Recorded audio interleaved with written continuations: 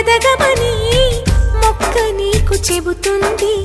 ఎదిగిన కొద్దీ ఒదగమని అర్థమందులో ఉంది.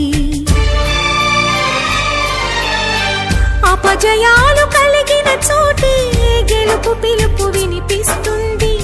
ఆకులన్నీ రాలిన చోటే కొత్త చిగురు కనిపిస్తుంది. మౌనంగానే ఎదగమని మొక్క నీకు చెబుతుంది. ఎదిగిన కొద్దీ ఒదగమని అర్థమందులో ఉంది.